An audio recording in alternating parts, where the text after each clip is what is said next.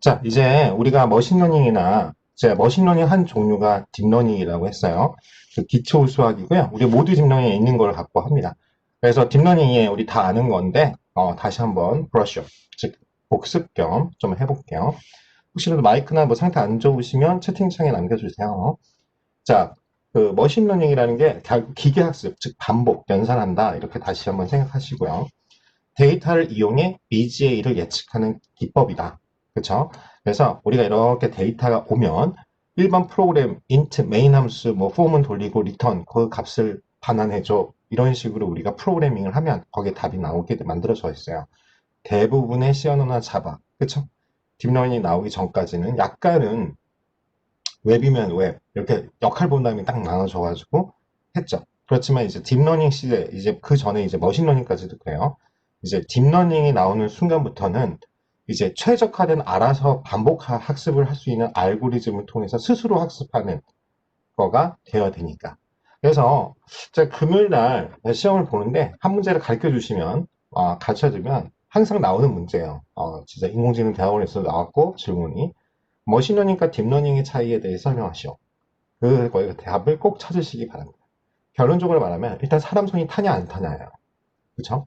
즉 여기는 뭐냐면 머신러닝은 우리가 라벨이라고 하죠. 그러니까 이건 분류 문제예요. 여러분들이 꼭 아셔야 되는 게 우리가 머신러닝, 그 딥러닝으로 우리가 알고 싶은 거는 분류하고 이제 분석입니다. 분석에 이제 회계나 이런 게 다 들어가는 거죠. 그래서 이제 레이블을 하고 싶어요. 그러면 지도 학습이 되겠죠. 우리가 레이블, 즉 답을 알고 있다면 우리가 알고 있는 답이 Y입니다. 그러면 내 예측 모델이 저 답, 즉 오차가 적은 것을 찾는 것이 이제 우리가 하려면은 이제 백년가업이 당연히 되니까 우리가 데이터를 집어넣고 그게 답이 되게끔 유도하는 거예요.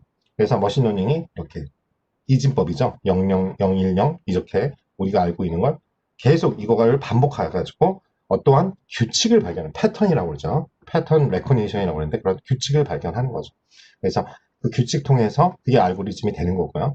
그래서 머신러닝은 첫 번째 여기 좀 확대해서 보시면 이거예요. gathering data 이거예요. 일단 데이터를 수집해야 됩니다. 근데 그게 다양한 소스가 있는 거예요. 그렇죠? 그 중에 가장 말하는 게 비정형 데이터, 이미지, 센서, 소리, 음성 인식, 그 다음에 크게 이제 시각, 컴퓨터 비전. 그래서 세 가지로 나눠요. NLP라고 그래서 Natural Language Processing 해가지고 자연어 처리, 우리가 말하는 그 자연어 처리가 돼야 음성으로 되는 이제 Voice Recognition, 즉 음성 인식. 그리고 그 사이에 이제 중간 단계 챗봇이 되는 거죠. 그리고 컴퓨터 비전, 우리 가장 핫한 자율주행차 때문에 좋아요. 그래서 스텝 2가 클리닝 데이터, 즉 데이터를 정제해야 되고요. 그 다음에 우리가 중요한 건 모델링 하는 겁니다. 모델을 빌딩하기 위해서요. 그래서 각종 알고리즘 나오고, 스텝 4 뭐예요? 거기서 우리가 중요한 건 인사이트를 얻어야죠. 그래서 이제 ADSP 같은 경우도 시험이 통계 위주로 나온다고 그랬죠. 근데 그냥 일반 통계가 아니라 머신러닝, 고급 통계예요. 즉, 요 데이터를 갖고 R이나 파이썬이나 데이터 나오는 결과가 거의 비슷해요. 왜 그럴 수밖에 없냐? 판다스가 다 베꼈기 때문에. 딥러닝에 대한 결과만 좀 틀릴 뿐이지, 머신러닝에 대한 거는 어차피 그 선구 주자가 통계학자들이 만들었기 때문에 R이, 그 R, 뭐, 코드나 이런 게 다른 것 뿐이죠. 프로그래밍 언어가 더 좀 쉬운. 그러니까 보통 이런 C나 자바 배우신 분들이 R은 그냥 계산기라고 생각해요. 제일 쉽거든요. 그냥 직관적이고. 그래서 여러분 다시 한번, 근데 이제 그냥 코드로 돌 때는 하지만 전처리 할 때는 R은 생각보다 복잡해요. 오히려. 우리가 이제 전체 이제 한 2주 정도 교육 기간이 길어져가지고 파이썬을 아직 R로 전처리 한다 그러면은 여러분들이 그 SQL문을 다 알아야지만 할 수 있어요. 그렇게. 그리고 효율성도 좀 떨어지고 원래 프로그래밍 언어가 아닌데 프로그래밍을처럼 쓰기 때문에 그래서 프로젝트를 R로 하더라도 어, 그 파이썬으로 데이터 전처리하는 게 좋고 그래서 결국은 범용적으로 파이썬을 배우시면 됩니다. 그래서 R은 배워놓으신 건 이제 코드만 나중에 혹시라도 왜냐면 교수님들 왜냐면 저번에 말씀드렸죠 여러분들이 통계학자들하고 수학자라고 일할 수 있고요 통계학자들은 아직도 통계 교수나 모든 분들이 R하고 파이썬을 같이 쓰세요. 그렇죠? 그렇게 여러분 그래서 군도도 그 말을 해요. 데이터 전처리나 어떤 모델링 만들기에는 파이썬이 너무 좋고, 각각 다 정제된 깨끗한, 그러니까 파워 BI 같은 경우죠. 다 정제된 상태에서 내가 어떤 결과값을 얻을 때는 코드 고칠 일이 거의 없기 때문에, 데이터만 달라지기 때문에 R을 같이 써요. 저도 그렇고요. 그렇죠? 그래서 스텝 5는 이제 뭐냐면 이게 EDA 분석이라고 했죠. 뭐냐면 탐색적 연구 방법. 왜? 패턴 분석이니까요. 그렇죠? 그래서 뭐 여러분이 ADSP나 이런 걸 공부하다 보면은 어떤 말이 나오냐면 빅데이터 시대가 되면서 뭐가 중요했나? 상관 분석이 중요해요. 왜? 너무 데이터가 많기 때문에 그걸 하나하나 회계 분석 자체가 여러분 알다시피 시간과 노력이 많이 필요해요. 그래서 원인을 밝혀야 되니까 거꾸로 결과 보고 다시 뭐가 있을까 연구해야 되잖아요. 근데 상관분석은 그냥 우리가 뭐 트렌드 분석도 그렇고 그냥 전체적 흐름, 그림 보고 저거랑 저거랑 상관이 있네. 우리가 앞으로 가장 많이 하는 게 데이터 비주얼에서 처음에 상관 분석입니다. 그래서 페어 플러츠 모든 변수를 서로 상관관계로 분석하는 한눈에 보이는 딱 1초면 되거든요. 그래서 거기서 요거 의미가 있는 것 같은데 그러면 그때부터 그것만 변수를 추출해가지고 우리가 피마 인디언 헬때 봤었죠. 그런 식으로 추출해가지고 그것만 이제 돌려보는 겁니다. 그래서 예를 들어서 학습이라고 트레이닝이라고 하면 어떤 데이터가 입력되고 패턴이 분석되는 과정이고 우리가 기존 환자 데이터라면 진료 기록 이렇게 뭐 사망입니다. 살았습니다. 사망입니다. 이런 식으로. 근데 머신러닝을 이렇게 해봤더니 이쪽 이렇게 분류가 되네. 이 사람들이. 그러면 요거와 X하고 Y축에 들어가는 변수가 뭐지? 이제 이렇게 해서 규칙을 발견하고 그러면 새로운 환자가 이쪽을 딱 이쪽에 데이터 들어오면 살아날 확률이 많겠네. 이제 이렇게 우리가 분류를 하는 거죠.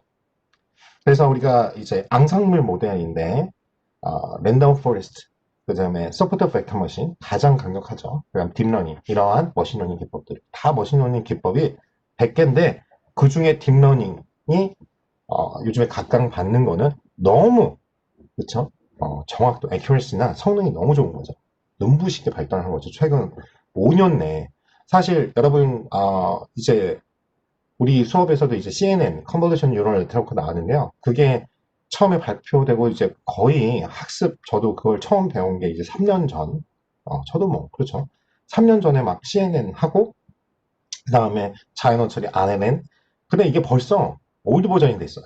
점점 좋은 게 나와요. 계속 모든 사람들이 또 실제로 대학원 가면 인공지능 안 하는 데가 없어요.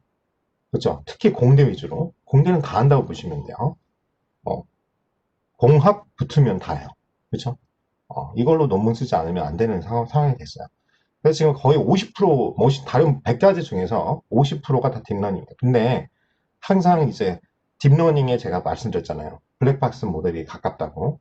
그러다 보니까 항상 이제 가장 많이 쓰는 게 요 세 가지가 같이 섞었습니다. 머신러닝에서 랜덤 포레스트, 그 다음에 딥러닝. 그래서 요거는 다시 말하자면 이성적인 거죠. 의사결정한 사람들이 판단을 이거 결과를 안 보여주면 결정을 안 해요.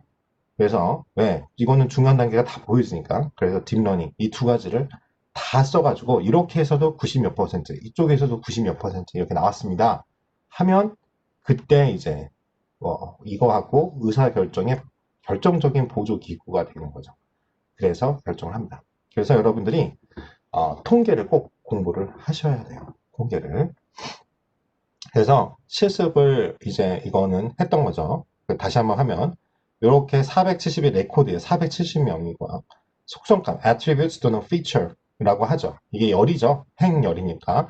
그래서 뭐 종양, 유형이나 폐활량, 호흡곤란 이런 거고 결론은 우리가 알고 싶은 건 그 사람이 살았냐 죽었냐.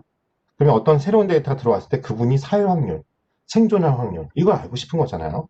그래서 이걸 클래스라고 합니다. 그래서 여기 보면 1번부터 17번째까지 항목을 우리가 attribute나 특성, feature라고 하고요. 이제 공대에서는 feature라는 말을 쓰고요.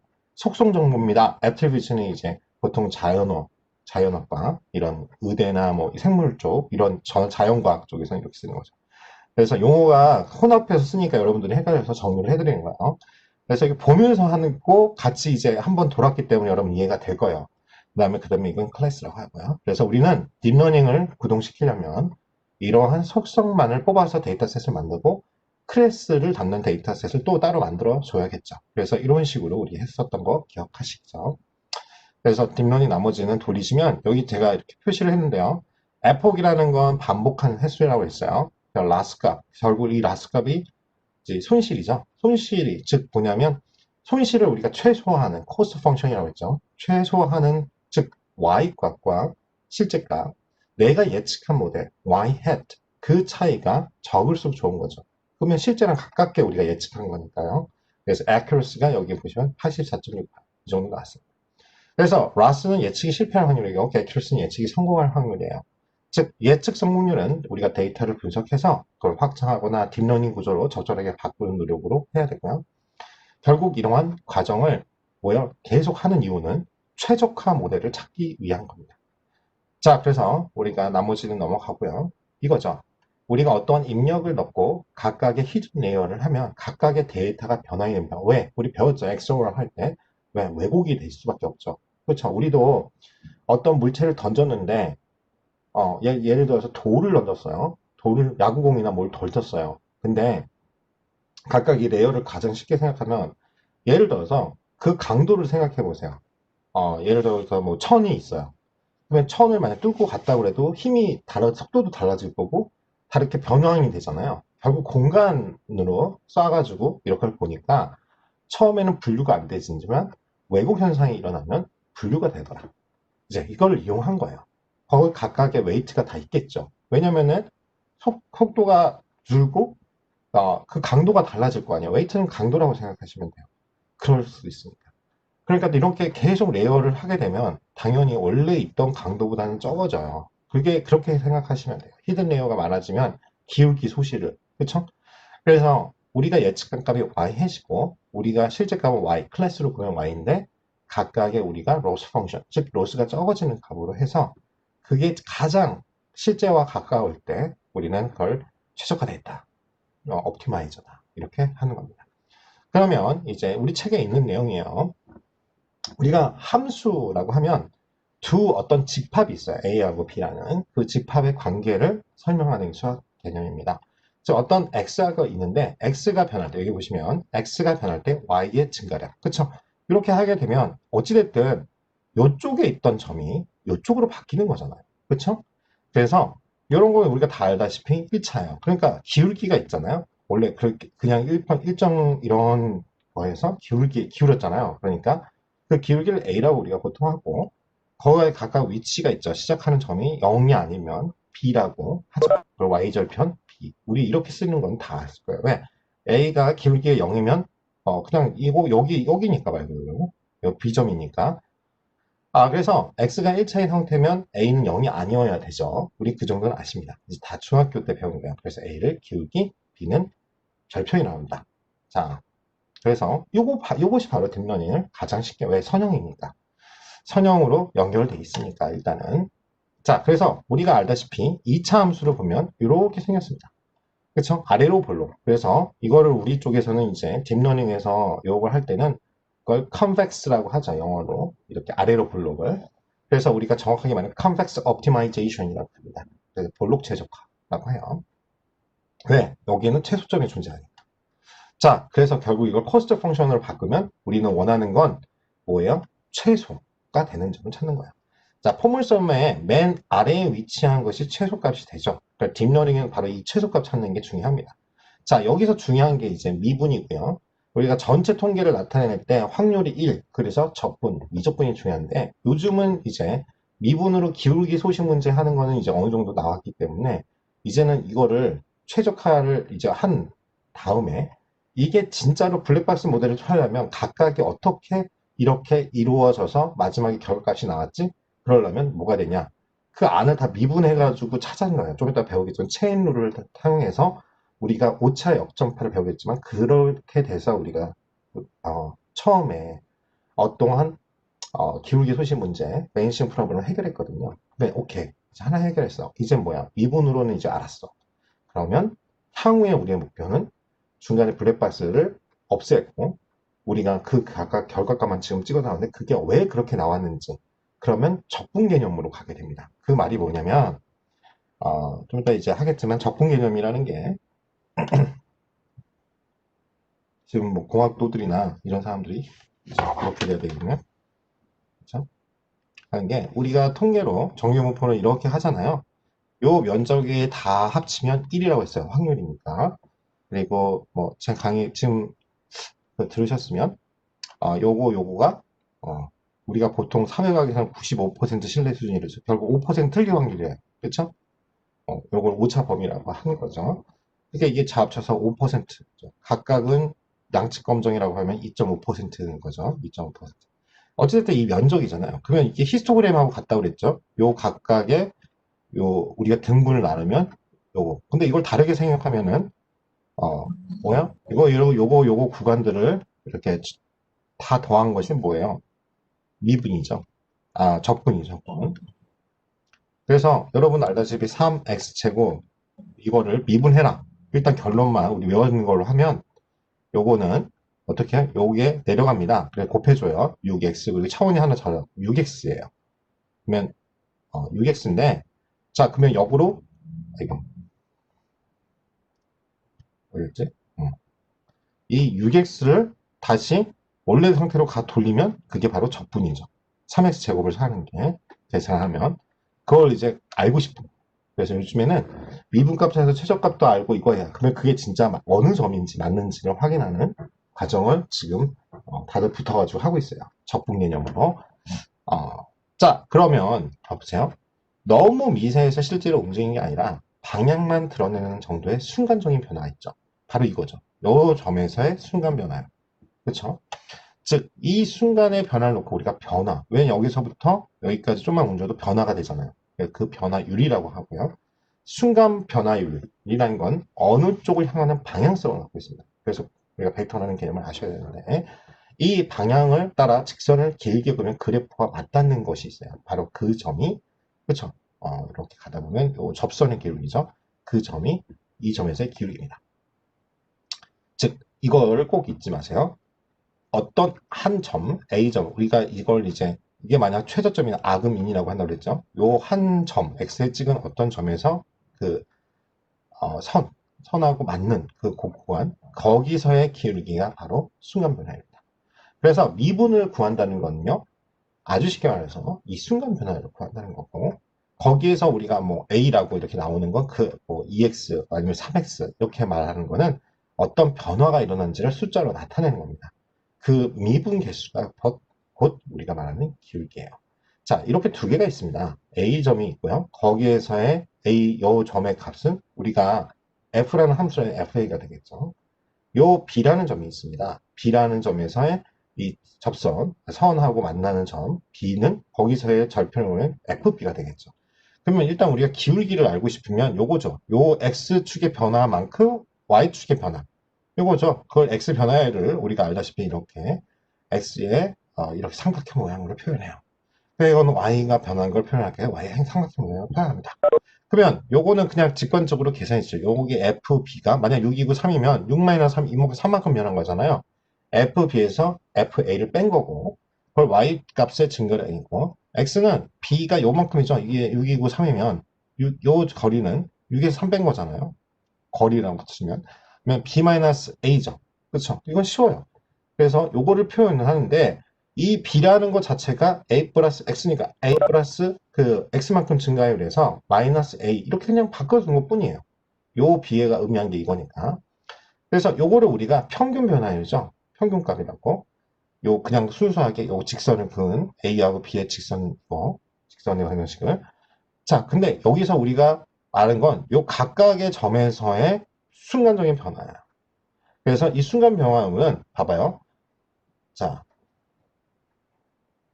요것도 할 텐데.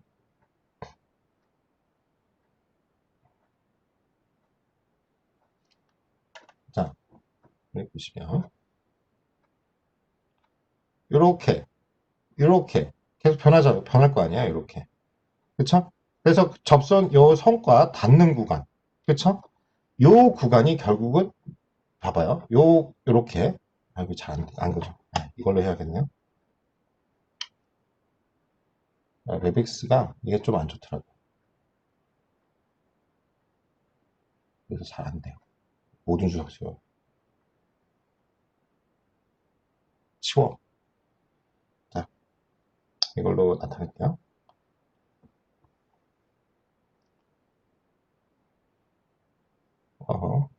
왜 이래? 자,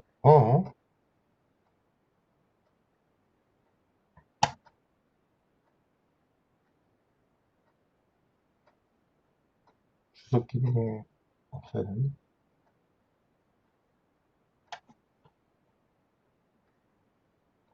네. 아, 너무 이른데? 너무 못 그렸는데? 왜 안 될까요? 참, 이거 내가 뭘 만졌나 본데?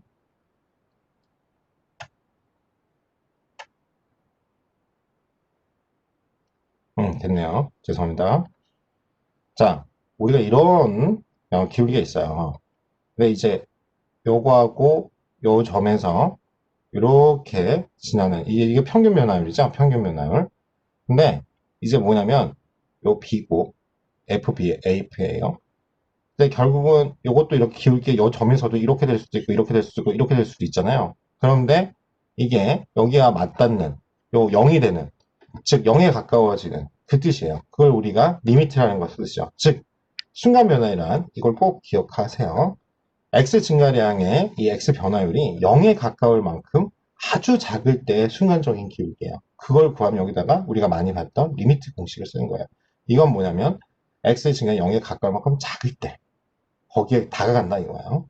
그래서 요 일반적인 기울기가 x값의 증가량을 나눠준 거죠. y값의 증가량에서.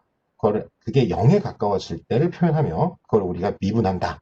그거를 이제 deliberate라는 단어를 써서 dy에서 dx를 나눈다. 그래서 이렇게 표현합니다. 또는 우리가 간단하게 그냥 이렇게 표현하죠. 즉 이 말이죠.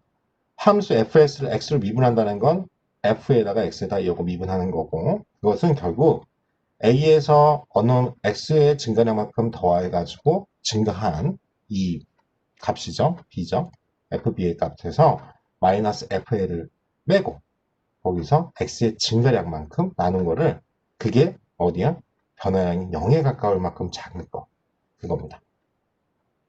그래서 이 네 가지 성질을 꼭 기억하셔야 되는 게, 상수일 때는요 미분하면 0이에요.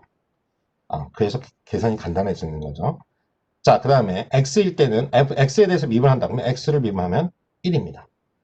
그래서 ax에서 x 미분하면 상수님만 남으니까 요거 a만 남습니다. 그리고 여기는 a가 하나 내려오고 ax가 하나 차수. 이게 굉장히 중요하죠. 차수가 줄어진다는 거.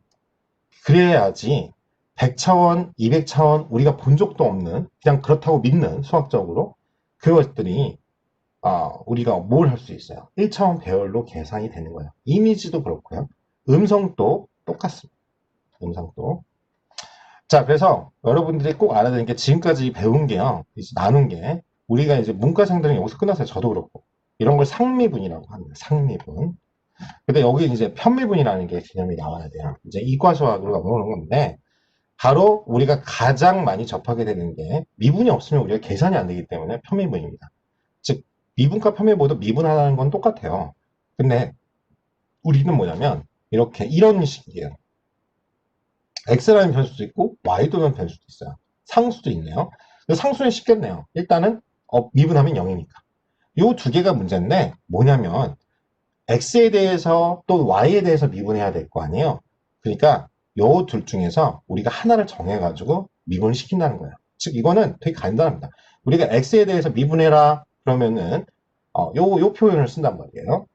그러면 이걸 이제 편미분한다. 그러면 뭐냐면 x 제곱항은 2x가 되잖아요. 그렇죠? 요거 x에 대해서 비교하면 2x죠?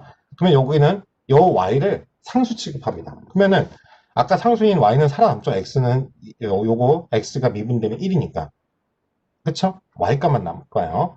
그리고 요거는 그냥 상관없이 상수니까 0이 되죠. 그러면 이렇게 나와요. 2x 플러스 y. 여기까지 이해되시죠? 이거 제가 항상 학부생들 시험 내는 거예요. 편미분 하는 문제는 꼭 냅니다. 알았죠? 꼭 기억하시고요. 물론 이번 주 월요일 날은 이렇게 분반되고 그래가지고, 그쵸? 뭐 내기는 할 수도 없고, 그냥 여러분 4시 반부터는 제가 과제를 줄 거예요. 제가 뭐 학원 측에서 뭐 빅데이터 뭐 관련돼서 인증받는 거랑 뭐 이런 거에서 누구 오신대요. 얼마나 걸릴지 모르겠는데, 그래서 일단은 수업이 4시 반에서 끝날 수도 있어서 대신 저는 절대 그렇게 한다고 자습시키면 여러분 다 자요. 절대. 그래서 당연히 우리 진도도 그렇고 다행히 지는 어느 정도 뺐지만 여러분 공부시킬 겁니다. 여러분이 약한 제대로 안한 넘파이하고 판다스를 할 수 있게끔 해드릴게요. 어, 공부할 수 있는 자료를 줄 테니까 그냥 공부가 아니라 여러분이 그냥 수업 들으시고 하시면 돼요. 그래서 어찌됐든 이 지수라는 게 있는데 A의 몇 승, 우리가 다 아는 거죠. 요 개념을 아셔야 돼요. 왜 자꾸 로그 막 변화 많았잖아요. 그래서 그 이유가 바로 이 지수의 우리가 바꾼 게 로그다. 이렇게 생각하시면 돼요. 뭐냐면 우리가 이 용어 중학교 때 배웠겠지만 다시 한번 하겠죠. 그때는 그러려니 하고 외우고 숫자 계산하는 것만 했기 때문에. 자, 우리가 이 A를 위치라고 하고요. 이걸 지수라고 합니다. 그러면 A의 2승, 그러면 뭐예요? A를 뭐예요? 2번 곱해라. 즉, A를 몇 번 반복하다. 그래서 이게 중요해요. 반복. 그쵸? 반복. 그쵸? 이런 거 자랑해 두고요. 컴퓨터니까. 그래서 Y는 AX예요. 그쵸? 그래서 지수 자리에 있는 거예요. 그러면 우리가 알다시피 A가 0보다 1보다 크면 이렇게 될게요. 0하고 1 사이면 이렇게 그래프가 그려집니다. 그쵸? 자, 우리가 아는 시그모이드, 이건 자연상수예요. 이거 오일러의 수라고도 하는데 그냥 저도 옛날에 외웠죠. 그냥 2.718 이 정도 돼요. 그래서 공식은 이렇게 됩니다. 그러면 이런 S자형으로 나오고 중요한 게 이제 로지스틱 환경에서 여기서 나온 거죠. 0과 1 사이. 그렇죠? 그래서 이 로그를 이해하려면 지수를 이해해야 되는데요. 이 지수의 밑이 로그의 밑으로 가요. 그리고 요 원래 값이 나온 값들 B가 요쪽으로 갑니다. 우리가 어떤 이 지수 X를 알고 싶어 할 때 이 지수의 요걸 제곱한 이거 값을 구하기 위해서 쓰는 게 바로 로그예요. 왜냐하면 이 역함수거든요. 역함수라고 다 배워보셨죠? 즉, 왜냐면 X하고 Y를 바꾸는 게 역함수예요. 그러면 요 말이 뭐냐면 Y는 AX를 우리가 바꾸면 요 X하고 Y 위치 바꾸시면 돼요. X는 로그 A의 Y로 바꿀 수 있습니다. 요거 꼭 기억하세요. 그래서 요거는 Y는 X에 대해서 둘이가 서로 대칭입니다. 일단 잠깐 그림을 그리면 요거죠. Y는 X, 아니, 0을 지난 요거에 대해서 대칭이잖아요. 그렇죠? 그래서 요거에 대한 대칭선이 바로 이게 지수함수고 로그 함수예요. 그리고 우리가 이제 파이썬 판다스나 어떤 거 데이터 분석할 때요, 이제 거기 양쪽에 플러스 1을 더하는 경우 있어요. 로그 함수 들어가면. 그 이유가 뭐냐면, 로그는 이렇게 가지도 하지만, 이게 봐봐요. 점점 이 0의 y 값이요, 0에 가까운 수로 갑니다. 그렇기 때문에 이건 일부러 1만큼 평행 이동 해가지고, 이런 식으로 표현을 하는 경우가 되게 많아요. y 값을 1을 줘버리는 거예요. 그래서 서로 양쪽에 1 더하면 똑같잖아요. 그러니까 그런 식으로 약간 변형해가지고, 왜냐면 로그 값을 하면 다 막 0.000 이렇게 마이너스 000 이렇게 나오니까 그걸 없애기 위해서 우리가 보고 싶을 때도 마이너스 값이 붙으면은 잘 이해가 안 되잖아요. 왜냐면 마이너스는 여러분 알다시피 숫자가 클수록 더 안 좋은 거잖아요. 그러니까 그거를 이제 방지하기 위해서 코드에서 보통 그런 식으로 많이 변형해가지고 씁니다. 특히 로그 함수는. 장점은 뭐냐? 이 그래프에서 봤다시피 지수함수는요, 무작위로 커져요. 그러니까 y는 x에 대해서 역함수기 때문에 계산이 가능한 거죠. 로그 함수를 변환한 다음에 그 값을 바꿔버리면 되니까. 그래서 로그 함수는 한쪽으로 이제 수렴이 됩니다. 이거 보시면. 그러다 보니까 로그 함수를 많이 쓰는 거예요. 실제로. 그러니까 우리가 이 수학을 배울 때 암기식으로 뭐 처음에는 그렇게 해야 됐지만 그런 식으로 배우지 않고 실생활 어떻게 쓰는지를 배우지 않고 그냥 그냥 암기했던 거죠. 그래서 여러분들이 그 EBS 이섭의 그 내용들을 보시면, 이래서 그때 했었구나를 이게, 그렇게 수학 공부를 했으면 이렇게 재미가 없고, 여러분 수포자가 없었을 텐데. 이제서야, 2000년 하고도 20년이 지나고 나서야, 어, 이제 깨달으신 거죠. 중고등학교 선생님뿐만 아니라, 교수진들이. 생활 속에. 근데 이제 그래서 그걸 보고 코딩을 돌려보시면 이해가 잘 될 거예요. 그래서 꼭 보시기 바라고요. 그래서 이제 로그는 이런 함수가 있습니다. 로그 아까쯤에 그 성질을 갖고 이제 익숙하게 눈에 그냥 한번 보면 돼요. 해석할 줄만 알면 되니까 y는 마이너스 값이면 이렇게 내려가서 1, x값이 1을 거치게 됐고, 여기서 마이너스 로그의, 그 안에서 마이너스면 y축이 대칭이니까, 요 마이너스 1을 지나게 됩니다. 그래서, 그리고 요 값은 1 마이너스 y, 이래서 요 그래프가, 이게 이제 우리가 어디서 많이 봤죠?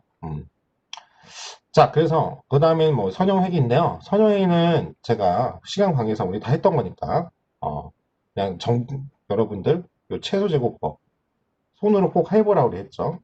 어, 금요일 날 시험을 근데 여러분 그 시험은 제가 어차피 오픈북이고 여러분 뭐 온라인으로 하시기 때문에 오픈북이고 어차피 제가 뭐 학교에서 이 책으로 하기 때문에 기말고사로 냈던 문제들 중에서 이제 고를 건데 뭐 그렇다고 다 맞지는 못하더라고요. 이렇게 수학 문제가 나오니까 꼭 해보시길 바래요. 꼭 낼 겁니다. 왜냐면 이걸 해보는 거랑 안 해보는 거랑 틀립니다. 한 번만 해보시면 돼요. 한 번만 우리 XOR 문제 했던 것처럼 해보라고 한 번만 해보시면 돼요. 그래서 중요한 건 이걸 해보시면 최소 제곱법 리스케어를 해보시면 B가 Y의 평균에 마이너스 요거 값이죠. X의 평균에 기울기 A를 했다는 거. 그죠? A만 구하면, 왜냐면 B도 변하잖아요. 그러니까 A만 구하면, 그쵸? 우리가 구할 수가 있겠구나. B 값을 구할 수 있다는 걸 알게 됩니다. 그래서 우리의 관심은 이 기울기예요. 근데 자꾸 기울기가 딥러닝에서 우리가 이미 알고 있는 상태에서 들으면 자꾸 소실되니까 0에 가까워 나오니까 암흑기가 됐던 거죠. 근데 거기에 비해서 통계. 통계는 왜 좋아할 수 있냐면 명확하거든요. 그리고 그 알고리즘 사용해서 결과값이 나오는데 그 중간 단계가 다 보이니까 시간이 오래 걸려도. 그래서 의사결정자들은 통계를 선호해요. 그래서 여러분들이 꼭 기억해야 될 게 그때도 말씀드렸지만 수업 시간에도 가치 판단이 들어가는 창조적인 것들. 결국 이제 미래에 우리 인간이 할 수 있는 일이에요. 그것들은 통계나 통계, 특히 한마디로 머신러닝, 그쵸? 기초 아주 적으면은 데이터가 다 정형 데이터야. 그리고 항상 했던 거야. 그러면은 통계, 기초 통계나 회계 분석으로 다 돼요. 로지스틱 회계까지만 해도 불문 문제 잘 나옵니다. 그리고 뭐 아직도 베이지안이라고 해서 확률로 계산하는 거 아직 잘 모르는 것들은 그렇게 계산해도 잘 맞아요. 90% 이상. 또 데이터가 충분하면. 그래서 굳이 복잡한 거 쓸 필요 없습니다. 어, 실제로 제가 그 처음에 R로 배웠던 건데 데이터 지능을 하는 빅데이터 전문가 과정 2주에 모든 걸 끝내요. R로 시작하는데 R로 초기부터 저도 어디까지 배웠냐면 간이라고 그걸 2주 만에 끝내더라고요. 강사도 죽으려고 그러고 뭐 처음에 통계 지식 없는 분들은 뭔 말하는지 하나도 몰라. 근데 일단 달려요. 그렇게 2주에 하라고 그러고 그리고 2주간 프로젝트 시킵니다. 주말마다. 그러니까 결과가 잘 안 나오죠. 다 직장인 분들이고 그러시니까. 네, 그때 서울대 아니 고대였군요. 고대 경영통계대학원 연구원 하시다가 그 GS 리테일이라고 알죠? 편의점 거기에 이제 하시는 분 말씀드렸더니 파이썬 많이 쓰냐고 아니면 R 많이 쓰냐고 그랬더니 자기도 R 배우러 온 거라고 그러시더라고요. 자기는 SPS는 사스. 근데 대부분 사스 쓴다는 거예요. 왜냐면 여러분 알다시피 편의점이 전국에 얼마나 많아요. 그쵸? GS 아시죠? GS25. 근데 여러분 알다시피 GS25 편의점에서 파는 물건은 몇 개 없죠? 만 개가 돼요? 안 되죠. 전체 하면 몇 천 개 될 거야. 즉 각각의 항목이 열이잖아요. 그거는 명확하게 몇 개 안 돼요. 대신 용량은 많죠. 볼륨이 크죠. 전국적으로 많이 팔 테니까 새우깡만 팔아도. 그러다 보니까 사스로 그냥 한다는 거예요. 다 정형 데이터니까. 그러면 어쩔 때냐 고객 댓글이나 어떤 추천 시스템을 이제 개발해야 되니까 빅데이터 팀을 만들었대요. 그리고 자기도 그쪽에 통계의 학자지만 그쪽으로 이제 전향을 하려고 그 부서가 앞으로 살아남을 부서고 월급도 더 주고 그쵸 한 거기 들어가면 1,000만 원 더 준대요. 그러면 당연히 여러분 하지 않겠어요? 그러니까 그 부서에 데이터 사이언스 그 부서에 들어가고 싶어가지고 조건은 다 돼 있잖아요. 통계 박사니까. 그래서 이 과정 듣고 휴가하러 왔다는 거예요. 휴가. 2주간 나 공부한다고 배 째고 수업도 일하기 싫어서 왔다. 2주간 그쵸? 어, 그래서 대신 부글부글 끓는다고 그 팀장님은 근데 그 분은 근데 대신 그러니까 미션을 주긴 했대요. 가서 배워가지고 직원들 가르치라고. 그래서 그러니까 오케이 하고 오신 거예요. 즉, 다 머신러닝, 딥러닝을 써가지고 하는 건 아닙니다. 이거죠. 그래서 여러분들도 통계를 잘 안 하셔요. 머신러닝을 사실 너무 날림으로 하셨는데, 시간이 이제 진도를 좀 더 나가고, 다행히 또 보강 또 할 거니까, 머신러닝 위주로 좀 했으면 합니다. 머신러닝을 또 아셔야 돼요.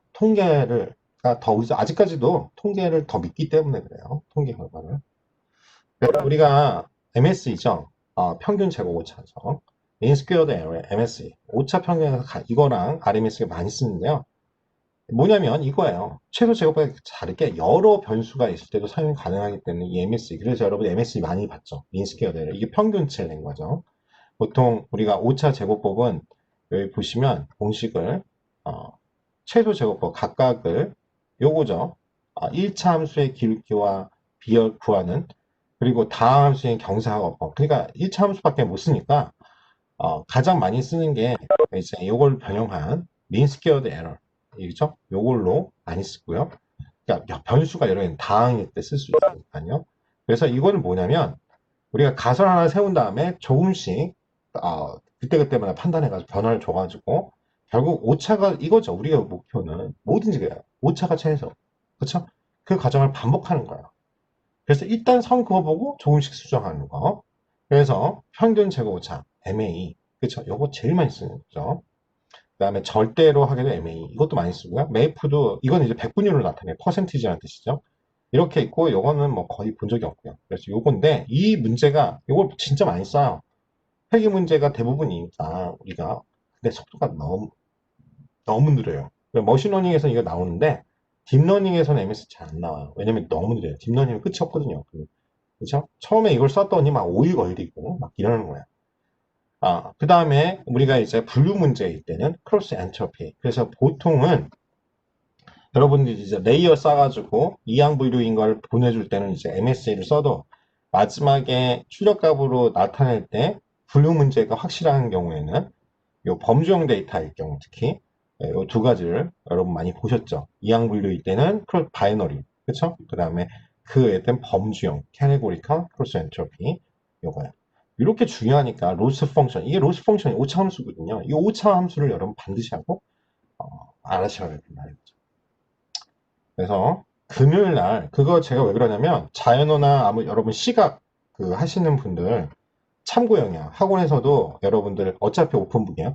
그러니까 이걸 지금까지 수업을 잘 이해했는가 보라는 거죠. 그래서 시험을 좀 잘 보실 필요는 있어요. 오픈북인데도 못 보시면 공부 안 했다는 뜻이잖아요. 그러니까 뭐냐면 그 분들 갖고 어찌됐든 끌어야 될 거 아니에요. 어찌됐든 끌어가야 되니까 보충 수업 대상자가 되는 거예요. 그쵸? 보충 수업 대상자가 될 뿐만 아니라 어찌됐든 좀 길었잖아요. 여러분 이름 다 등록되어 있는데 어디에? 고용노동부에. 고용노동부에서 이 사람들은 보충이 필요한 사람들만 그럼 안 좋잖아요. 그렇죠? 시험 잘 보세요. 여기 채팅창에 동의하면 동의 치세요. 어차피 오픈북이에요. 뭐 아무도 안 쳐. 어, 그죠? 동의하세요. 지금 창현님이 빵빠리가 하는 거예요? 알았어요. 음. 자, 그래서 MSE, 평균 제곱 오차예요. 그래서 요거 보면 우리가 딱딱 찍어도 벌써 선 긋고 싶은데 선 그으면 설명력이 좋잖아요. 일반화 잘 된다고 했잖아요. 이거 막 이게 복잡하면은 비선형이 되면은 결국 그때그때만 다 할 수 있어요. 항상 이렇게 분류되는 게 아니잖아요. 우리가 공부 4시간 했다 93점 나온다는 보장이 있냐고요. 아니잖아요. 그러니까 가장 좋은 건 선으로 딱 설명이 되면 분류가 잘 되는 거죠. 예측도 높고. 어, 그래서 우리가 일단 이렇게 A, B를 그려보니까 이따위로 그려진 거야. 그러면 싹 그거 봤더니 이렇게 오차예요. 결국 우리가 원하는 건 이 선을 잘 그어가지고 이 오차를 최소화하게. 그쵸? 이 점에서 하고 이 점 찍은 이게 실제값이잖아요. 이거 Y 해시고요. 거를 줄이는 게요. 그쵸? 이렇게. 이렇게 길 너무 하면 오차가 겁나 커지고 이렇게 작아도 안 져잖아요. 그러니까 적당하게. 평균 값으로. 그렇죠. 근데 우리가 뭐라고 했어요? 여기 보시면 오차 우리가 공부한 시간 성적 이렇게 나열하고 예측값을 했더니 요 실제 차이죠. y하고 y hat. 그쵸? 1, 마이너스 5, 3, 3 이렇게 했더니 2가 돼버려요. 그런데 이런 적합하지 않죠. 왜? 오차에 양수 플러스 마이너스가 섞여 있으니까 0이 될 수 있으니까. 그래서 이렇게 제곱을 한다 해가지고 나중에 그 빼주면 되겠죠. 오차합을 제곱해서 평균 낸다. n으로 나누면 되잖아요. 그게 바로 MS입니다. 그래서 11이 평균 제곱을 갖는 직선이고 이렇게 그었더니 그래 오차가 제일 적게 나왔다. 이제 보시면 되고 이걸 코드를 돌린 거예요. 그래서 꼭 제가 이걸 하는 이유는 금요일날 이렇게 요게 설명 우리 코드 여러분들은 제가 이거 한국문으로 이렇게 치면 요 코드를 쳐야 돼요. 문과 친구들이나 제가 학부생들 가르칠 때는 요 코드 문제예요. 요게 뭘 의미하는 거니. 이제 이렇게 설명하지만 여러분들은 이거 어차피 돌려본 거고 요 코드를 칠 줄 아셔야 돼요. 여기 빨간 박스 알았죠? 코드를 칠 줄 알아야죠. 개발자인데. 그래서 진짜 제일 중요한 거는 이 얘기를 하고 싶은 거였습니다. 경사하감법. 그쵸? 경사하감법이에요. 바로 우리가 아는 평균 제곱이 각각의 예측치와 실제값의 차이를 빼서 그걸 제곱을 한 다음에 n으로 나눠준 거잖아요. 그래서 최소의 선형을 긋고 싶은 거예요. 오차가 적게끔. 그래서 결국은 우리가 기울기를 찾으면 B값을 구하니까 즉 요거 다시 말하면 이건 기울기선이고 이건 오차예요. 그러니까 왜냐면 우리가 관심 있는 건 기울기 그거잖아요. 기울기의 변화에 따라서 오차가 어떻게 하면 적어질까? 근데 그래프가 보니까 이차 함수로 나오더라 이거예요. 이해되시죠? 그러면 우리가 어떤 점을 찍었을 때 요 m, 이 m이 바로 아그민이라고 전문적으로는 그렇죠? 아규먼트 민, 즉 가장 최소값. 비용 코스트 펑션이 가장 적은 값. 이해되죠? 그거예요. 즉 우리는 여기 A1부터 시작했으면 이렇게 해서 M까지 가는 게 목표입니다. 그래서 여기 딱 해서 결국 그냥 해보니까 이렇게 미분 값이죠. 순간기울기죠. 여기 0이 되는 걸 찾는 거예요. 그래서 경사하건법 그 용어로 그레디언트 디센트 그렇죠? 디센트가 디센트 알죠? 내려가다는 뜻이니까 여기서부터 시작해 내려가는 거예요. 근데 문제는 잘못 찾으면 순간면이 올라가. 그러니까 요 최적점을 찾는 게 우리의 목적입니다. 그래서 이걸 반복하는 거야. 여기서 미분 구하고 반대 방향에서 얼마만큼 또 구하고 A2 구하고 A3 구하고 A 사실 이런 관점인 거야. 여기서 찍어보고 반대 방향에서 찍어보고. 그래서 결국 이런 식의 가는 게 뭐야? 수렴한다라는 뜻이죠. 그래서 요 최적점을 찾는 과정을 하는 거예요.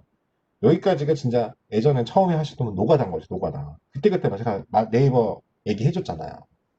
하나하나 인턴들의 힘입니다. 인턴들의 힘. 그쵸? 8시간 동안 결과만 계속 이렇게 던져보고 여기 찍어보고 여기 찍어보고 한 땀 한 땀. 그래서 이걸 찾은 거예요. 그래서 우리가 학습률 개념이 나왔는데 이게 너무 크게 잡으면 발산한다. 그쵸? 그래서 우리가 중요한 게 바로 이거예요. 최적화 과정. 그쵸? 그래서 경사관법은 이 B값을 구할 때 역시 경사관법을 씁니다. 그쵸? 그래서 너무 커도 오차가 커지고 너무 작아도 오차가 커져요. 그래서 다시 말하지만 우리는 이 y hat에서 y 값을 이거 MS이죠? 요거를 이렇게 ax 플러스 b라고 바꿀 수 있죠? 결국은 이제 편미분을 한 결과예요. x에 대해서 미분하면 어떻게 돼요? x 값에 요 상수 a는 살고 없어지고 요 y도 상수치가 때문에 0이 됩니다. 그래서 이렇게 각각 이거 근데 y 제곱이니까 2가 살아 여기 2가 되는 이유 알겠죠? 이렇게 튀어나오니까 그랬더니 요 n분의 1로 나눈 게 아니라 요 이 제곱 때문에 여기가 2가 되는 거예요.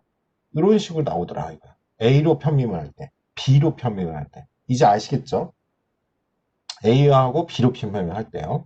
그래서 요거를 우리가 ADF고 그거를 전체 길이를 n을 보통 len 함수로 쓰니까 이렇게 코드가 되는 걸 이제는 이해가 되실 거예요. 이제 이해되시죠? 요거를 잘 보시면 돼요. 이 유도 과정은 한번 보시고 이렇게 나타난다 이거예요. 뭐야? A하고 B에 대해서 편분을 할 때. 중요한 거는 A에 대해서 편분을 할 때는 어떻게 해요? 요 X가 없어지겠잖아요. 그렇죠? 하나가 없어지겠죠? 그리고 이제 Y는 살아남을 거고요. 그렇죠? 이렇게 해서 이제 러닝 레이트를 각도로 왜 하나씩 이동을 해야 되니까 러닝 레이트에다가 편미분만큼. 그렇죠? 그래서 요거를 A로 업데이트 해준다. 이제는 이해가 되셨을 겁니다. 그래서 요 과정이 결국은 A하고 B로 구하면 이렇게 직선의 기울기 값과 B 절편값을 구해서 집어넣으면 x값의 변화에 따라서 y값이 변하는 게 우리가 아는 1차 방정식이잖아요. 그래서 다중 성형 되기도 결국은 중요한 거는 이렇게 두 개 있으면 결국 우리는 구하는 건 뭐예요? 기울기 두 개를 구해야 돼요. A1, A2. 그렇죠? 그래서 이것도 역시 경사관법을 이용해서 한다는 거예요. 나머지 다 했던 거니까 이 박스 부분에서 코딩 물어볼 거니까 물론 오픈북으로 할 수밖에 없는 상황이 됐어요. 온라인이어서. 그래서 여러분들이 아시면 되겠습니다.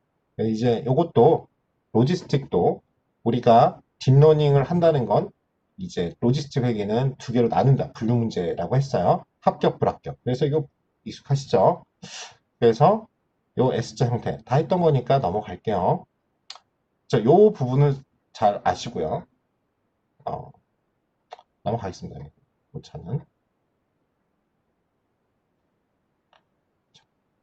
이거 다 했던 부분이니까 넘어가고요.